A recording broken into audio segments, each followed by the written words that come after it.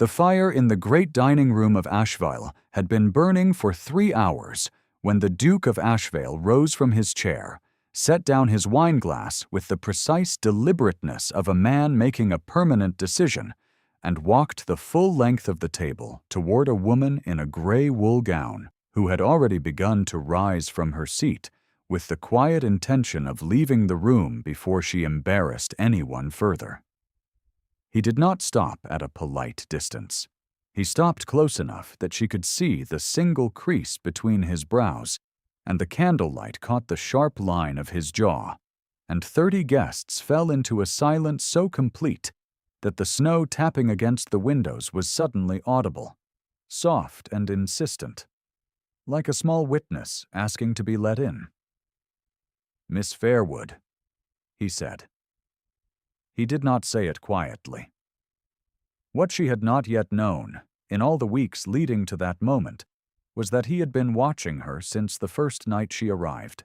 Elspeth Fairwood came to Asheville on a Tuesday in late October, with a single trunk, a letter of engagement from a solicitor named Mr. Silas Grant, and a debt of £400 that she did not speak of and could not stop thinking about.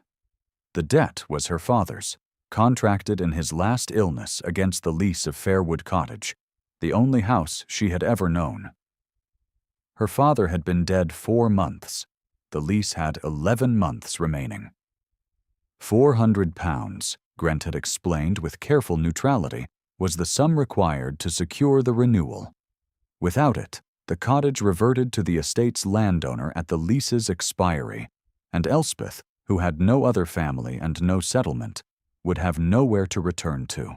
She had taken the governess position at Asheville because it paid £40 a year and offered room and board, and because no other position had been offered, and because the child she was to teach was 6 years old and had been described in Grant's letter as in need of patient guidance.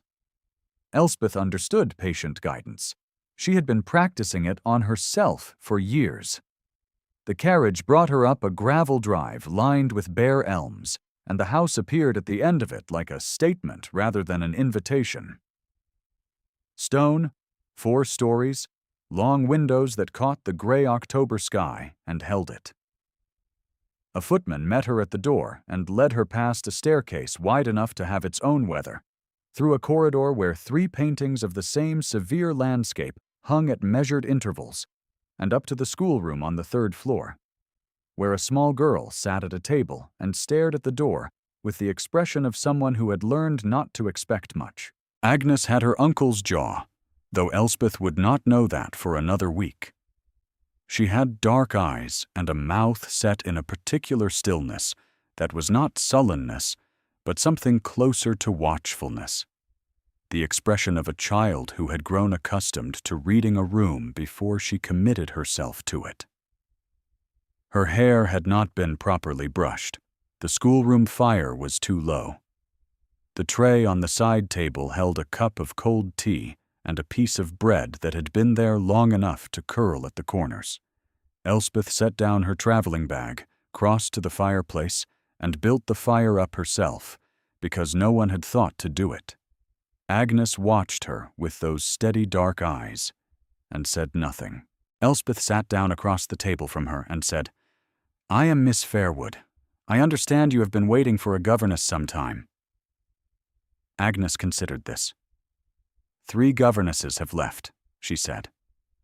"Then I shall have to work harder than they did," Elspeth said, and opened the bread roll she had kept from the coaching inn in her coat pocket, and set it on the table between them, because the child was clearly hungry, and because it was the right thing to do, and because Elspeth Fairwood had never once in her life been able to observe genuine need without meeting it.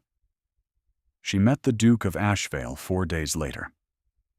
He appeared at the schoolroom door at 9:30 in the morning, while Elspeth was reading aloud to Agnes from a natural history of the British Isles, because Agnes had shown a pointed preference for facts over stories, a preference Elspeth found entirely sympathetic.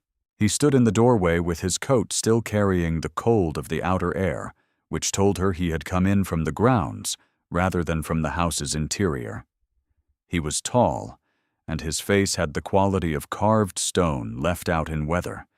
Features that might once have been handsome in a warmer arrangement, but now simply were what they were, precise and unrevealing. He looked at Agnes first. Agnes looked back at him with the careful expressionlessness she deployed around adults she was uncertain of. "Agnes," he said. His voice was level. "Good morning, Uncle," Agnes said. He transferred his gaze to Elspeth and said nothing for a moment, as though he were completing a private assessment before proceeding. "Miss Fairwood," he said at last, "I trust the household has provided what you require." "Yes, Your Grace," she said. He nodded once, looked at Agnes again with an expression that was not cold exactly, but controlled in a way that Elspeth associated with people who did not trust themselves to be anything but controlled. Then he left. Agnes looked at the doorway after he had gone. "He always looks at me like he's deciding something," she said. "I expect he is," Elspeth said, and turned the page. The Fairwood curse was first spoken aloud in her hearing at the Ashvale Autumn Assembly, a quarterly occasion at which the county's notable families gathered in the estate's long gallery to observe the social rites of the season on a smaller scale than London permitted, but with equal earnestness. Elspeth attended in her capacity as Agnes's escort, since Agnes had been permitted to watch the first hour from a gallery chair before being taken to bed. She stood with Agnes near the west wall, in a gown she had retrimmed the previous winter, the blue now somewhat subdued beside the saturated greens and crimsons of the other women in the room. She heard her name from behind a potted arrangement of winter branches, spoken in a voice she would come to know well. "That is the Fairwood girl, is it?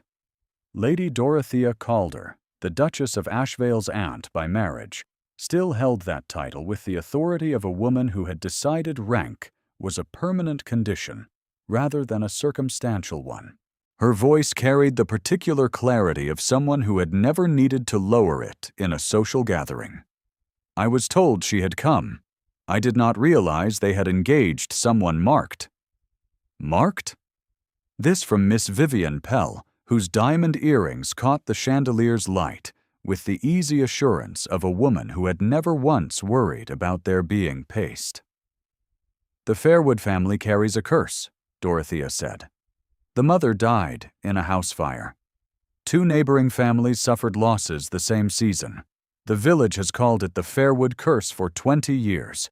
Why anyone thought to bring such a person under Ashvale's roof is quite beyond my understanding." Elspeth kept her face entirely still. Agnes, who had heard nothing, was pointing out a woman's particularly elaborate headdress and asking whether the ostrich feathers were real, and Elspeth answered her steadily and quietly, and did not permit her hands to tighten on the back of Agnes's chair. Across the room, the Duke of Ashvale stood with 2 county magistrates and appeared to be attending entirely to their conversation. But Elspeth did not see the way his gaze moved briefly, steadily, in her direction in the moment after Dorothea's words reached the air. She did not see that his expression, already composed, became a degree more composed. The way a face looks when someone has decided not to react to a thing they very much wish to react to. She saw none of it. She took Agnes upstairs at the correct hour, said good night, and walked back to her own small room at the end of the corridor, where the fire had been laid but not yet lit. She lit it herself. She sat beside it for a long time without thinking anything in particular. If asked what the story of this script has meant to you so far, leave a word in the comments below. The story continues. Agnes fell ill in the 2nd week of November. It was not a dangerous illness, the physician said when he came, just the seasonal fever that moved through houses with children and left them pale and irritable for a fortnight. But Agnes was small, and she ran hot for 3 nights, and on the 2nd night her temperature climbed high enough that Elspeth sent the housemaid for fresh water every hour and sat at the bedside herself, not because she had been instructed to, but because the child was frightened and called for her when she woke, and there was no one else who came. Rowan passed the schoolroom corridor at some point after 2 in the morning. He had not been able to sleep. He had not slept properly since his wife died. And on nights when the house was too quiet, he sometimes walked the upper corridors the way a man walks when he cannot outpace his own thoughts. He saw the light under Agnes's door. He stopped. Through the gap in the door, which was not fully closed, he saw Elspeth sitting in the low chair beside the bed. Agnes's small hand held loosely between both of hers, and she was not reading or doing anything useful. She was simply present. She was murmuring something too quietly to hear, and Agnes was not asleep, but she was still. And whatever had frightened her had released its grip, because the child's face had the ease of someone in a safe place. Rowan stood outside that door for a time he could not have measured. He did not go in. He was not sure he trusted himself to go in. Something in the image, the firelight low and orange, the gray-gowned woman with the orphaned child's hand between her palms, had reached past the careful discipline he maintained around every feeling that was not procedural, and found something older and more honest underneath it. He walked back to his own rooms. He lay in the dark for a long time before sleep came. He had been 28 years old when Margaret died. She had been 25. The child had not survived the birth, and Margaret had survived it by 11 days, long enough for Rowan to understand that the distance he had kept between himself and the messier registers of human feeling had not protected her, had not protected either of them, had in fact produced a marriage of two people occupying the same house in studied separation, and that the last 11 days had been the only 11 days in which he had stayed at her side without managing the impulse to be elsewhere. He had believed, in the years since, that his absence was the cause of it, though the physician had said plainly and more than once that nothing could have prevented it. The belief had stayed. It lived in him the way an old fracture lives in a bone, not visible, present under pressure.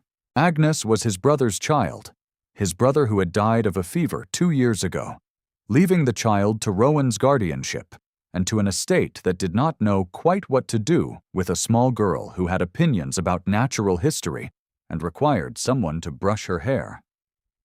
In the weeks following the fever, Rowan found reasons to be near the schoolroom in a way that was not rational and that he declined to examine. He heard Elspeth's voice through the door more often than could be explained by the house's acoustics. He found himself noting where she was in a room before he had consciously decided to look. On a Thursday afternoon, he passed the library and found her helping Agnes trace a map of the British Isles with a careful finger, both of them bent over the page, and he stood in the corridor outside for a full 30 seconds before he remembered he had come to retrieve a letter from the side table.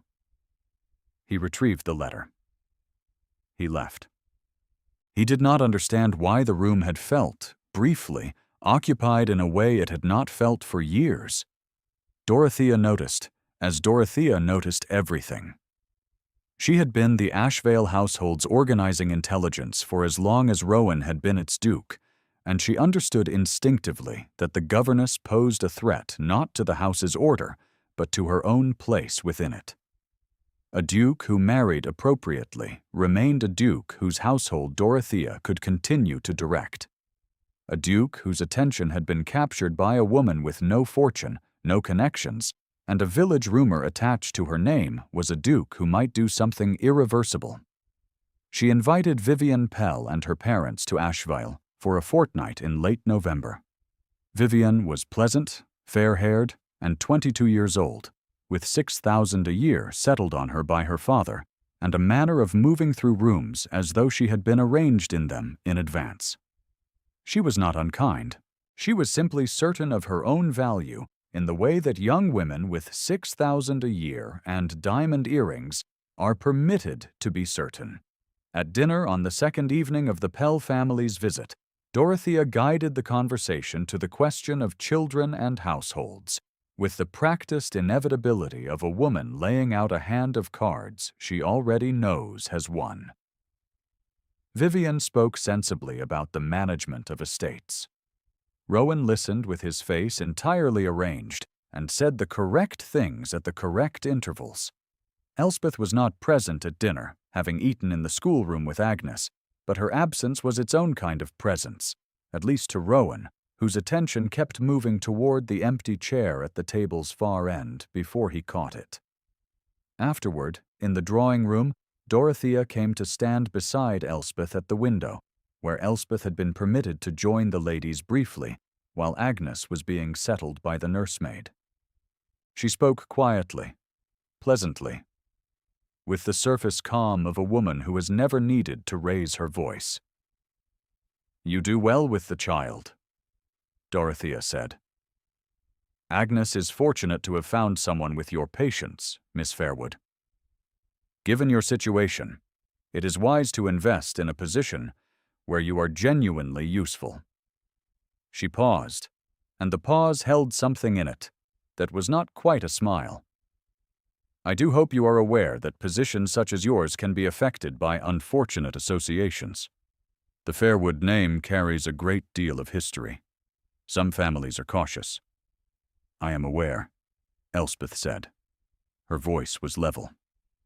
"I thought you would be," Dorothea said, and turned back toward the room, where Vivian was laughing at something the elder Mr. Pell had said, her fair hair bright in the firelight. Grant came to Ashvale in the first week of December to review the estate's quarterly accounts with the Duke. Elspeth knew he was in the house because a housemaid mentioned it in passing, and she arranged to meet him in the lower corridor near his office for a few minutes before he departed for town. She had a practical reason. She wanted to know the status of the Fairwood lease. Grant was a tidy man with careful eyes and the kind of sympathetic neutrality that solicitors develop when they have spent enough years delivering difficult news without wanting to be blamed for it. He told her the lease expired in July. He told her the landowner had no immediate plans to re-let the cottage, but was not prepared to hold it indefinitely. He told her, with a pause that was almost apologetic, that if the £400 were not produced before July, the cottage would be given up. Then he said something she had not expected. He said that he had been authorized, in the course of managing the Ashvale estate, to offer a settlement of the Fairwood debt in exchange for a quiet resignation of her present position. The arrangement was discreet. She would leave at Christmas, with the debt cleared and a character reference that would serve her well.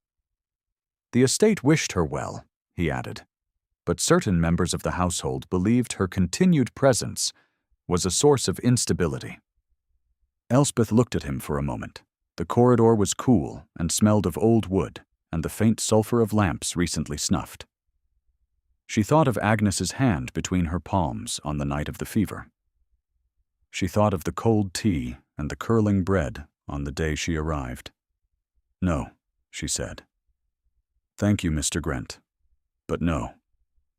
He had expected this, she thought. He nodded without surprise, gathered his papers, and left.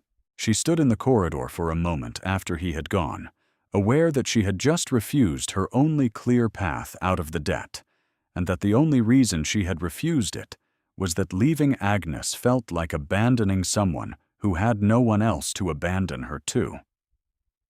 It was not a rational choice. She made it anyway. The Ashvale winter dinner was held on the 15th of December, a tradition that gathered 30 guests from across the county for a formal evening of considerable ceremony. Elspeth was not a guest. She had been asked by Dorothea, with perfect politeness, to oversee Agnes in the upper rooms during the dinner, since the noise of a large party sometimes disturbed the child. Agnes, who was entirely undisturbed by noise, and had in fact been pressing to watch the carriages arrive from the window for a week, was permitted to do so until the last carriage was in. And then Elspeth read to her until she fell asleep. After that, Elspeth sat in the chair by Agnes's window with a candle and the natural history book, and did not allow herself to think about the dining room below, where she could hear the distant tread of footsteps and the low surge of 30 voices. She heard the dinner reach its later stages. She heard the toasts. She heard Dorothea's voice carry up the stairwell, which meant the women were no longer in the drawing room, and the evening was moving toward its conclusion. She did not hear the words Dorothea spoke to the table when the final toast was proposed. She did not hear Dorothea announce, in the composed and final register of a woman who has set a trap and waited for the precise moment to spring it, that the Duke of Ashvale was pleased to confirm his engagement to Miss Vivian Pell, and that the family welcomed the news with all the warmth such an occasion deserved. She did not hear Vivian's careful, pleased laugh. She did not hear the 30 guests offer their good wishes, but she heard the change in the quality of the sound below, and she understood from it that something had been concluded, something permanent and public. And she looked at Agnes sleeping with her hair spread across the pillow, and felt the specific weight of a door closing on a room she had not known she wanted to enter. She was wrong about one thing. Rowan had not confirmed any engagement.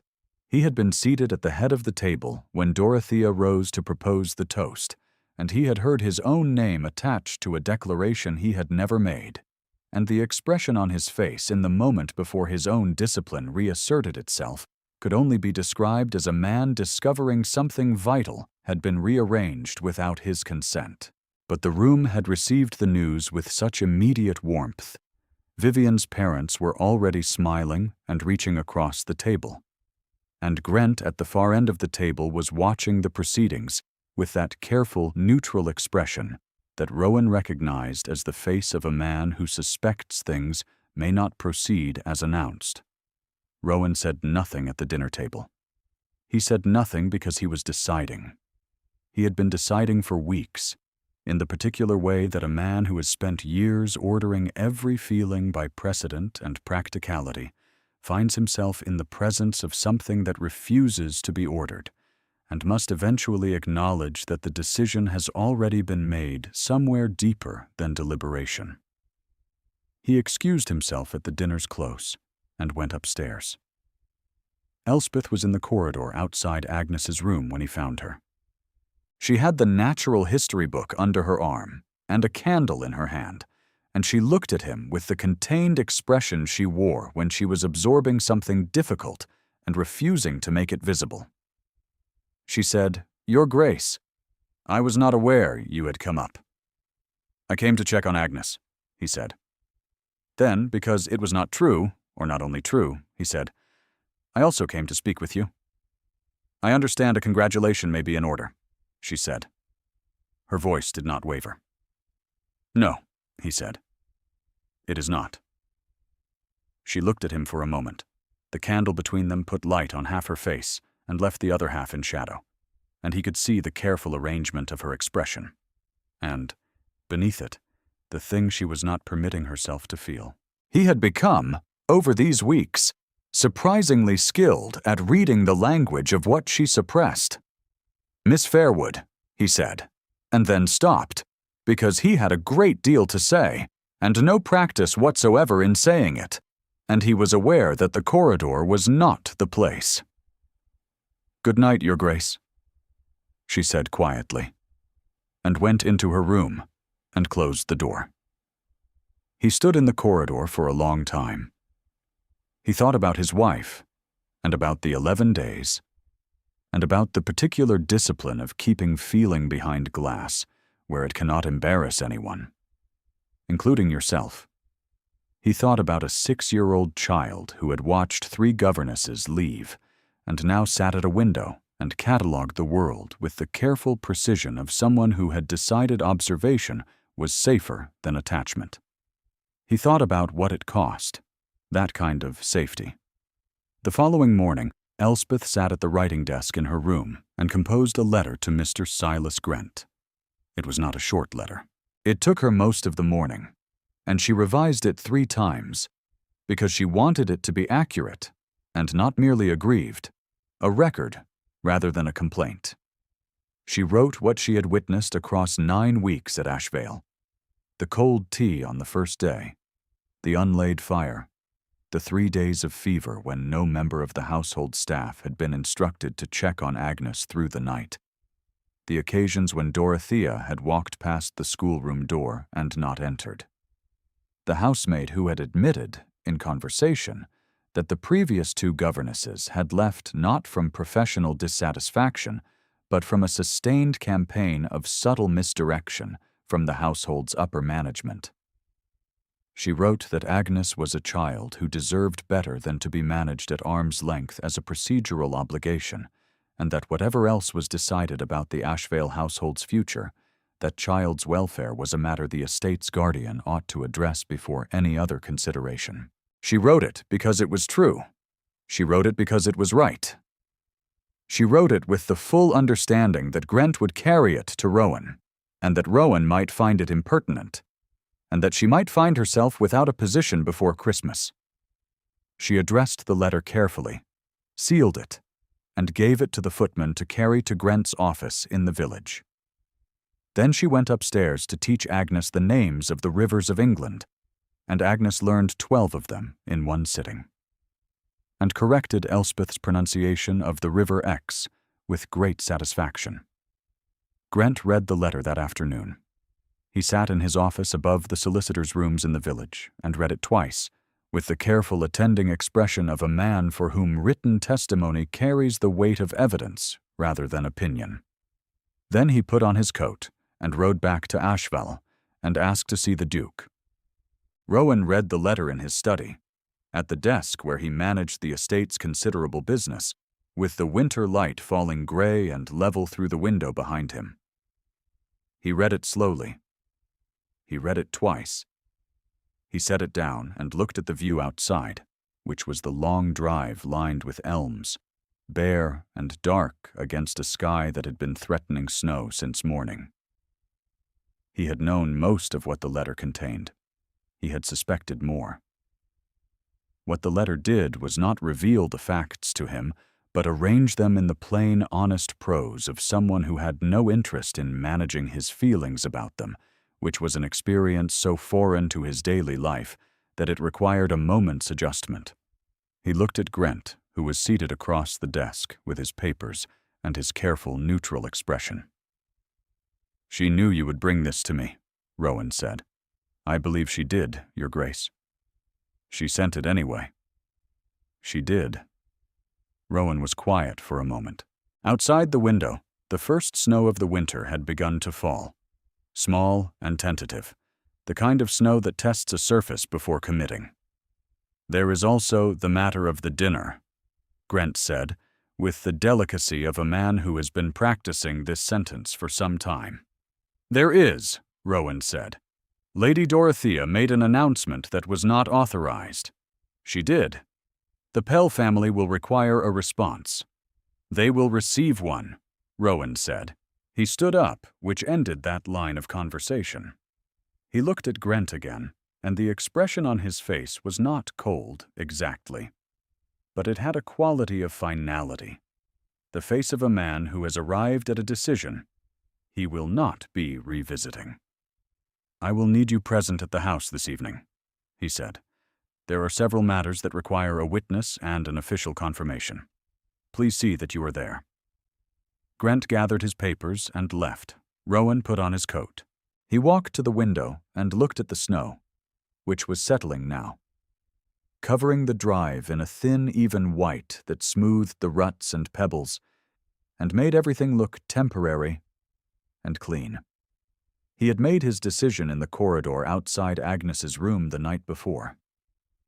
He had simply not yet spoken it aloud, which was, for Rowan Calder, the last and largest distance between a thing decided and a thing done. The Ashvale dining room that evening held 14 of the previous night's 30 guests who had been invited to extend their stay because Dorothea had arranged it that way, and the Pell family remained among them, and the room had the particular anticipatory quality of people who have been told they are present for something and are waiting to discover what. Dorothea sat at the table's midpoint with a composure so precisely calibrated it had become its own kind of announcement. Vivian sat beside her mother with her diamond earrings and her pleasant face, and the expression of someone who has been told to expect good news and is willing to be patient. Elspeth was not in the room. She was upstairs. She had heard that Grent had returned. She had heard from the housemaid, who had a talent for carrying information she did not fully understand, that the Duke had asked for the solicitor to be present at dinner. She sat with Agnes in the schoolroom and read aloud from the natural history book. But her attention was not on the text, and Agnes, who was not a child who missed such things, looked at her steadily at one point and said, "You are worried." "I am thinking," Elspeth said. "About what?" "About Rivers," Elspeth said, and turned the page, and Agnes accepted this with the patient skepticism of a 6-year-old who has learned that adults sometimes need the courtesy of their pretenses. Agnes fell asleep at 8:30, earlier than usual, curled on her side with her dark hair loose and her breathing easy and deep. Elspeth sat in the chair beside the bed and listened to the house below. And when she heard footsteps on the stair that were not a housemaid's footsteps, she stood up without knowing why, and had just reached the doorway when the dining room below erupted into a sound she could not identify. Not voices exactly, but the collective intake and exhale of a room in which something unexpected had occurred. Then she heard his voice. She could not make out the words, but she knew it. The level measured quality of it. And then she heard the sound change again. Not to pleasure quite, but to something that had been held in suspension releasing. She was still standing in the doorway when she heard the footsteps coming up the stairs, and they were not a housemaid's, and they were not the measured tread of a man on ordinary household business. The door at the corridor's end opened.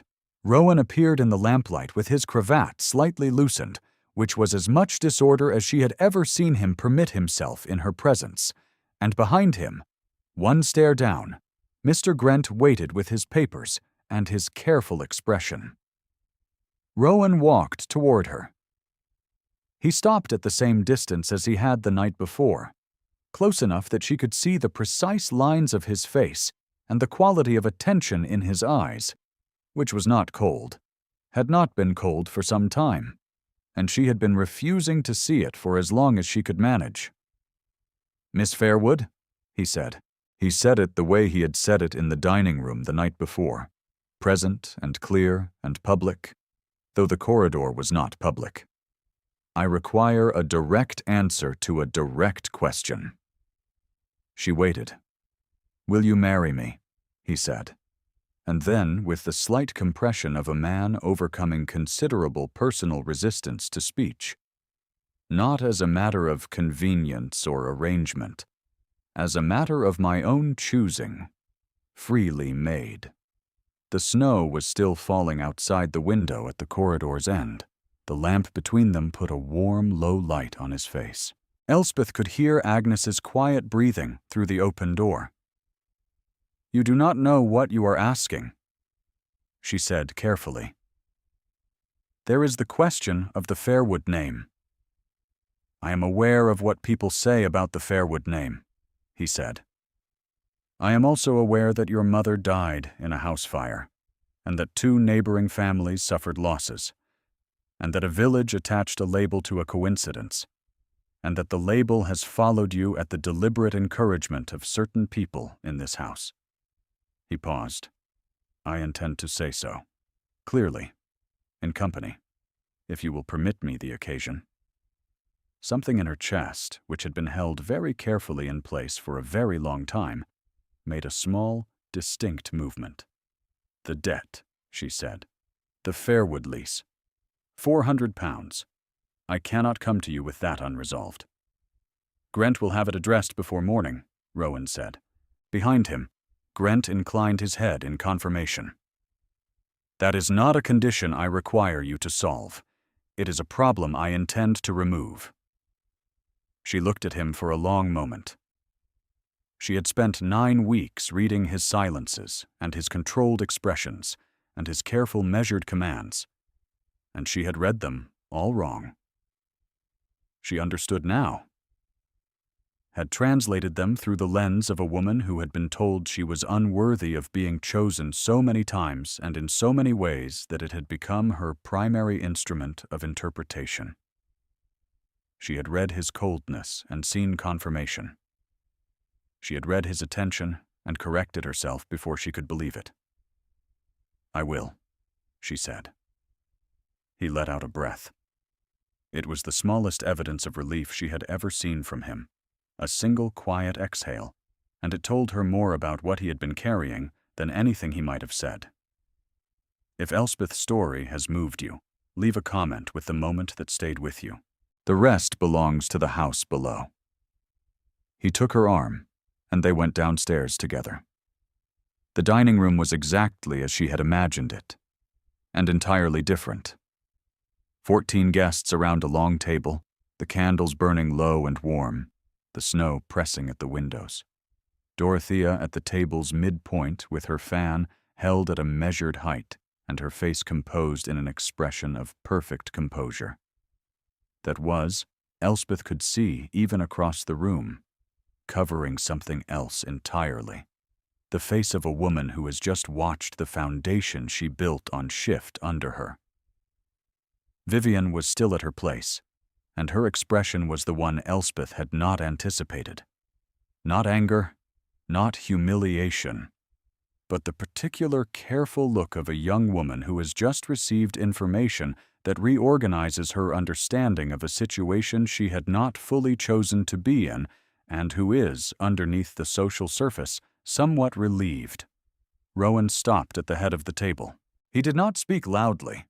He had never needed to.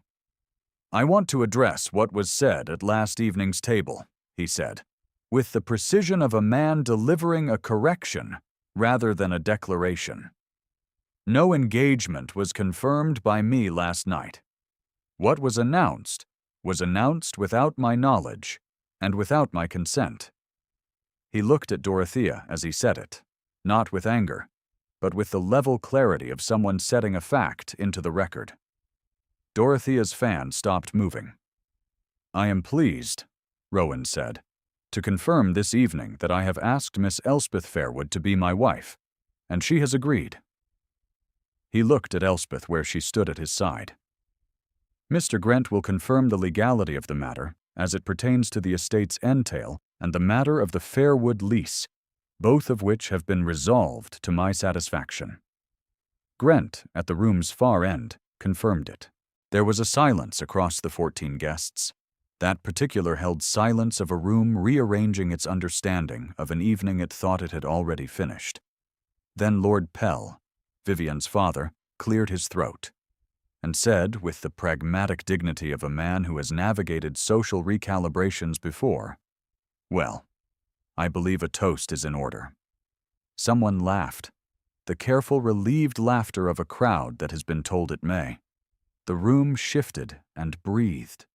Dorothea sat very still. Her fan was closed in her hand, and her face had the quality of a structure that has not fallen, but has visibly recognized its own new position in the landscape. She did not protest. She did not argue. She looked at her nephew for a long moment, and then she looked at Elspeth. And Elspeth saw in her eyes the minute adjustment of a woman whose certainty had located, for the first time, its own boundary. It was not warmth. It was recognition, which was, perhaps, the beginning of something less comfortable than certainty, and more honest. Vivian caught Elspeth's eye across the table. She said nothing. She inclined her head, the small, precise inclination of a woman who is making the graceful choice available to her, and Elspeth returned it with equal care.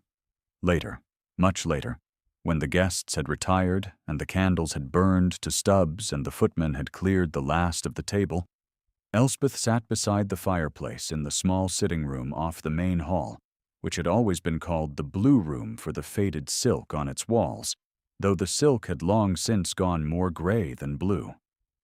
Agnes was asleep upstairs. She had not been disturbed by anything.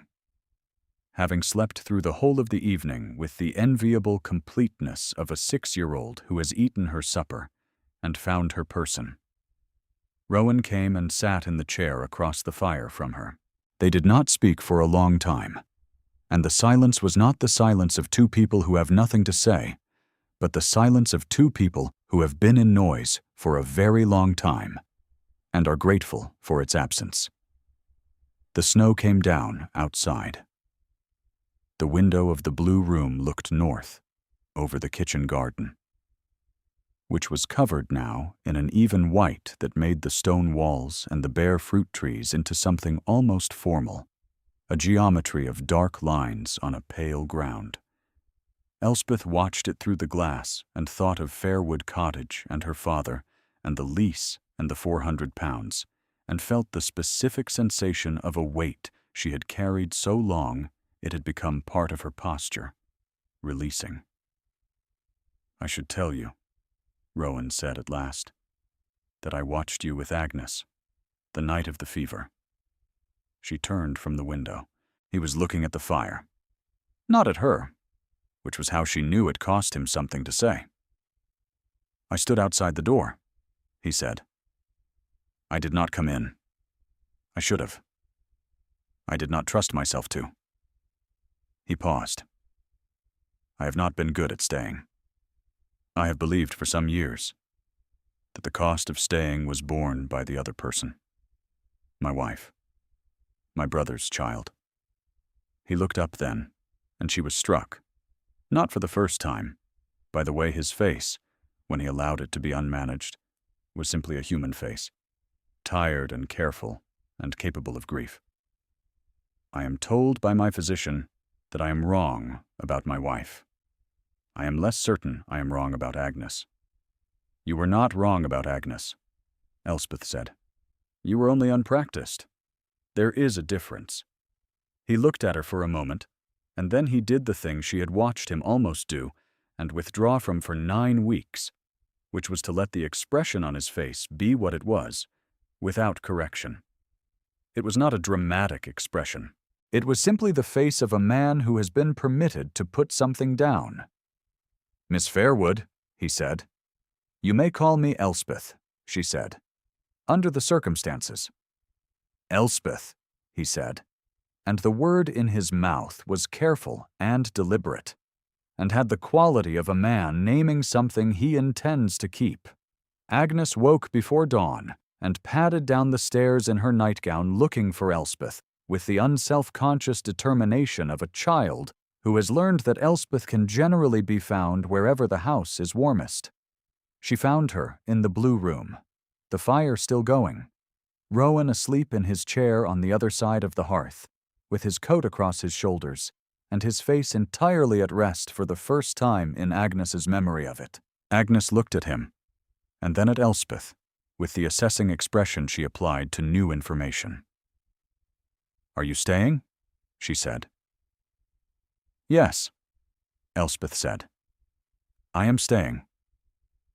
Agnes considered this for a moment, then climbed onto the chair beside Elspeth and arranged herself under Elspeth's arm with the economical practicality of a child who has decided a thing and sees no reason to elaborate.